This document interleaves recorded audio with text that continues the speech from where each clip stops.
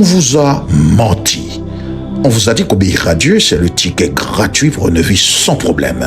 On vous a dit également, si vous donniez, vous recevriez immédiatement. Alors vous avez pardonné, vous avez servi, vous avez sacrifié votre confort. Et pourtant aujourd'hui, vous êtes seul, vous êtes fatigué et votre compte en banque est plus vide que jamais malgré les promesses de Dieu. Je sais ce que vous ressentez en ce moment. Cette sensation amère que l'investissement dans l'obéissance ne paie pas. C'est le moment où vous regardez le ciel en disant « Seigneur, j'ai fait tout ce que tu m'as demandé. Alors pourquoi est-ce que c'est si dur ?» Je comprends ce que tu ressens maintenant. Tu as l'impression d'avoir été envoyé malgré ta fidélité, ton obéissance dans un désert où personne ne te voit, personne ne te comprend, où Dieu te largue. Mais écoute-moi bien aujourd'hui. Si le silence de Dieu est pesant, ce n'est pas une punition. Ce vide que tu ressens autour de toi n'est pas un échec. Dans le royaume de Dieu, le désert qui paraît si dur, si éprouvant, n'est pas l'endroit où l'on meurt, c'est l'endroit où l'on est promu. C'est ici que votre obéissance se passe d'une simple règle à un investissement indestructible. Si vous ne comprenez pas ce qui se passe maintenant, écoute, vous risquez d'abandonner juste avant la récolte. Dans ce numéro, je vais vous révéler pourquoi le désert est le test ultime de tout investisseur éternel. Je vais vous expliquer comment transformer votre situation en une autorité spirituelle que personne ne pourra vous voler par le test du désert. Si vous êtes prêt à voir au-delà du sable, au-delà du désert, restez avec moi. On commence maintenant. Le problème qui arrive dans les situations où l'on a l'impression que Dieu ne nous écoute pas, où il est si loin de nous, c'est le concept du temps de maturation. Il y a des choses que Dieu ne donne pas. Il y a une saison où l'on a l'impression que Dieu ne nous écoute pas. Il joue sur le temps pour notre maturation afin de nous élever. L'image qui me vient à l'esprit pendant que je vous dis ça, c'est l'image du bambou chinois. Le bambou chinois, pendant 5 ans, on l'arrose, on le fertilise, mais rien ne sort de terre pendant 5 ans.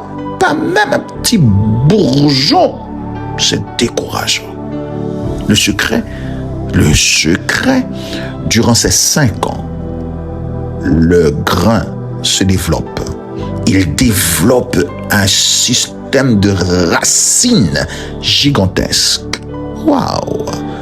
Puis, en seulement 5 semaines, il pousse, note bien, en seulement 5 semaines, il pousse de 25 mètres de haut. Oh là là, mon frère, ce que je viens de te dire ce matin, ma sœur. L'obéissance, malgré le désert, malgré le silence, malgré l'impression qu'on est entouré du noir, c'est l'arrosage. C'est tes racines qui sont en train d'être développées. Tu développes un système de racines gigantesques pour seulement en très peu de temps. Tu pousses, tu t'élèves. Alléluia. Le désert, mon frère, c'est la période de 5 ans sous la terre que tu connais. Si tu arrêtes d'arroser la 4e année parce que ça ne marche pas, vous tuez une croissance qui était sur le point d'exploser. J'espère que c'est le partage de quelqu'un qui m'écoute maintenant. Ne rate pas l'occasion de développer tes racines gigantesques dans l'impression que Dieu ne t'écoute pas, dans l'impression que Dieu ne te voit pas. Pourquoi Dieu impose? La question qu'on peut se poser, mais pourquoi Dieu impose-t-il ce délai? juste pour tester notre motivation. Quand vous investissez pour Dieu, c'est une question que je vous pose, est-ce que vous investissez pour Dieu ou pour la récompense? C'est un test de motivation. Le temps de maturation où tu as l'impression que Dieu fait silence, où tu as l'impression que tu es seul, c'est le temps de maturation qui révèle véritablement est-ce que vous aimez le maître ou ses cadeaux ou ses richesses. C'est un test d'amour où Dieu essaie de t'éprouver pour voir ton amour pour lui. Deuxième chose, pourquoi Dieu impose des délais pour nous bénir véritablement dans l'obéissance, c'est pour préparer notre caractère. Pour préparer notre caractère. Écoute mon frère, si tu reçois la bénédiction avant d'être mature, elle vous tuera, elle vous détruira. Tu ne peux pas donner une voiture à ton enfant de 5 ans malgré ton amour pour lui. Tu le tueras. Il ne peut pas conduire une voiture à l'âge de 5 ans. Le délai que Dieu te donne dans le désert, c'est un temps qui sert à forger en toi la capacité de gérer la grande chose qui va t'arriver, la grande bénédiction que Dieu te promet. C'est juste pour la maturité. Troisième chose, c'est que le pourquoi Dieu prend du temps dans le silence, c'est le principe du dépôt. Du dépôt. Sur YouTube, en finance, on parle d'intérêt composé. Regarde, le principe du dépôt. Plus le temps de maturation est long, plus la récolte est massive. Amen, amen, amen, alléluia. Donc ce qui pousse mon frère, pendant que je te dis ça, que je t'invite à l'obéissance, malgré que tu as l'impression que tout ne marche pas, c'est qu'il faut comprendre, il y a 2 types de temps, le chronos et le kairos. Le chronos, c'est ton temps. C'est ton temps qui peut te porter à l'impatience, à te fatiguer parce que tu trouves que c'est trop long. Le temps de l'homme n'est pas le temps de Dieu. Tu as l'impression que les jours passent lentement dans le désert. Tu es dans un temps d'attente. C'est le chronos. Mais ce que tu ne perçois pas, c'est le kairos qui est le temps de Dieu.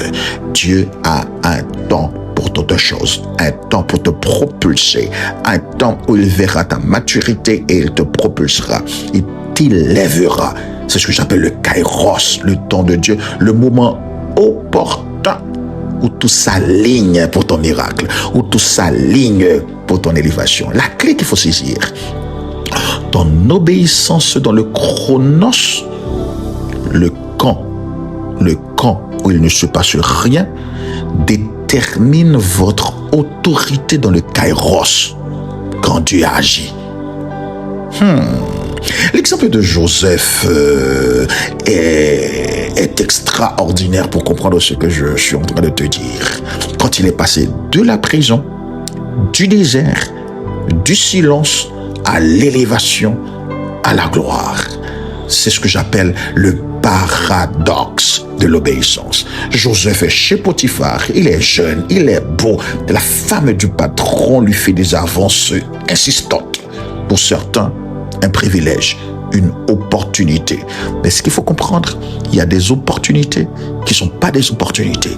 Ce sont des tentations. Alléluia, à laquelle il faut fuir. Mais regardez ce qui était intéressant, l'acte d'obéissance de Joseph dans la situation. Voilà ce qui allait l'élever. Il a refusé. Il a choisi l'intégrité dans le désert. L'intégrité où Dieu fait semblant de l'oublier. L'intégrité où l'on l'avait trahi. Il a choisi l'intégrité plutôt que le plaisir. Il a choisi d'obéir à Dieu plutôt que de pécher. Le résultat immédiat. Il n'a pas été béni. Il a été accusé à tort et jeté en prison. Il est plongé encore dans le fond, plus profond de sa souffrance. Oh mon Jésus. Parfois, écoute, tu fais le bien et tu attires des ennuis. Tu aimes et tu attires la haine. te soulages et on te maltraite. Et tu te dis, il faut éviter de faire le bien. Mais je viens de te dire ce matin, c'est là que le test commence pour ton élévation. Ah, mon frère, ce qu'il faut comprendre, tu dois changer de perspective. Change de perspective. C'est qu'en réalité, la prison dans laquelle se trouvait Joseph, c'était pas un accident. C'était un passage, un temps de maturation. C'était un lieu de rendez-vous. C'est là qu'il avait rencontré les chansons du roi. Si tu rates ces occasions, parce que tu es trop pressé, tu rateras le kairos de Dieu. Si ta désobéissance te rend impatient, tu rateras la perspective de Dieu pour toi. Même en prison, Joseph continue d'obéir. Il continue de servir. Oh, c'est compréhensible quand on vit dans l'obéissance. Il n'était pas devenu amer malgré le désert. Si Joseph n'avait pas été en prison, comprenez bien, il n'y aurait jamais de rencontre avec l'homme qui allait changer, transformer sa vie, qu'est Pharaon. Sa perte, ce que j'appelle la liberté, était le prix d'entrée pour sa victoire. Le trône. Il y a le trône qui t'attend, mon ami. Mais qu'est-ce que tu fais aujourd'hui dans ton désert? La règle d'or qu'on a compris dans la vie de Joseph, c'est que Dieu était avec lui. C'est ce que je viens de te dire ce matin. Dans le désert, même quand tu as l'impression que Dieu ne parle pas, il est là. Il est là. La Bible dit à plusieurs reprises dans la situation de Joseph, l'Éternel fut avec lui. Il était dans l'esclavage, il était là. Il était dans le puits, il était là. Il était dans la prison, il était là.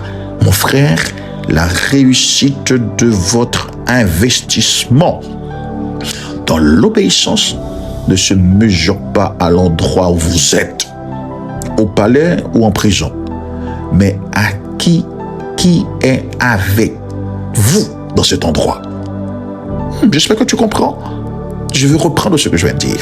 La réussite de votre investissement dans l'obéissance ne se mesure pas à l'endroit où vous êtes, la prison ou le palais, mais à qui est avec vous dans cet endroit.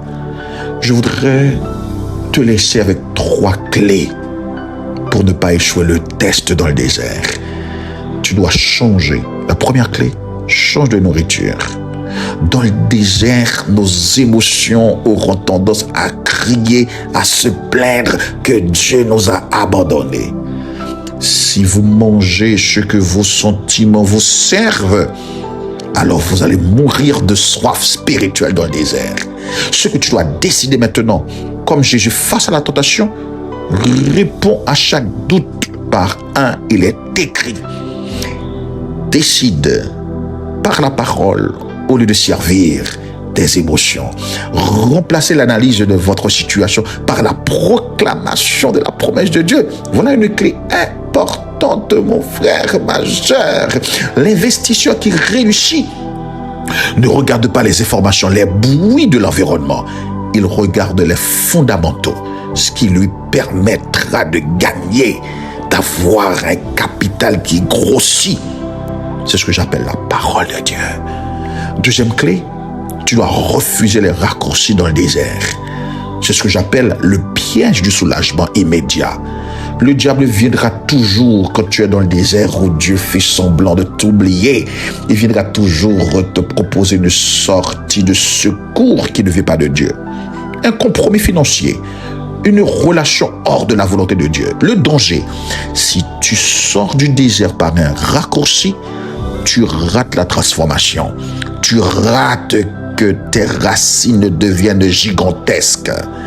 Vous restez la même personne et vous devrez recommencer le test plus tard. Ce qu'il faut apprendre, mieux vaut rester dans le désert avec Dieu que de sortir dans le palais avec le diable. Troisième clé pour finir, entretenez-vous par des hymnes de louange. Tu n'adores pas Dieu quand tout va bien. Tu adores Dieu en tout temps. Louer Dieu quand ça va bien, c'est la gratitude. Louer Dieu dans le désert, c'est la guerre spirituelle. Je reprends. Louer Dieu quand ça va bien, c'est la gratitude. Louer Dieu dans le désert, c'est la guerre spirituelle. La louange, mon frère, change l'atmosphère de ton désert. Elle ne change pas forcément la météo. Non, le soleil continuera à briller et à brûler, mais elle change ta capacité à supporter la chaleur. Oh Jésus, ton chant dans la nuit, mon frère, est la preuve que vous croyez au lever du soleil. Ah, je termine par te dire, si tu comprends ce que je viens de dire, que le désert n'est pas ta fin. C'est le lieu où ta foi devient réelle. C'est là que ton obéissance cesse d'être une théorie pour devenir un investissement que rien ne pourra ébranler ni ravir. Si vous tenez bon aujourd'hui, mon frère, vous ne sortirez pas de cette épreuve la main vide. Tu deviendras un arbre gigantesque, géant, parce que tes racines sont profondes. Vous en sortirez avec une autorité, une maturité que vous n'aurez jamais pu acquérir dans le confort. Je voudrais, avant de terminer, prier pour vous. Mais juste avant, je vais vous demander une chose. Ne regarde pas ce message pour toi seul. Si tu connais quelqu'un qui est sur le point d'abandonner dans son désert, partage avec lui cette vidéo. Et n'oublie pas d'écrire en commentaire. Je dis ce que tu dois écrire. Je choisis la fidélité dans le désert. Oh, cela est simple. Mais confesser cette décision, ça va changer ton atmosphère spirituelle. Allez, écris. Je choisis la fidélité, même dans le désert. Maintenant, prie avec moi. Dites avec moi, Seigneur, je te présente ma situation. Tu connais la chaleur de mon désert. Tu connais le poids de mes attentes. Je prie maintenant qu'une force nouvelle descende sur moi immédiatement. Père Saint, que mon obéissance ne soit pas ébranlée par le silence. Donne-moi, je t'en prie, de voir au-delà du visible, de comprendre que tu travailles en coulisses. Je déclare que ce désert est mon terrain de promotion. Alléluia. Je déclare que je ne sorte pas de cette saison avec une moisson au centuple et une paix que le monde ne peut ni donner ni reprendre. Oh, je sors, dis avec moi, je sors de cette saison avec une moisson au centuple et une paix que le monde ne peut ni donner ni reprendre. Dans le nom suprême de Jésus. Oh, je te remercie d'avoir suivi ce numéro. Reste fidèle, restez obéissant. Et souvenez-vous de ceci. L'investissement dans le royaume, c'est le seul qui ne connaît jamais de faillite. On se retrouve demain. C'était ton frère, le pasteur Georges Petit-Homme. Soyez bénis.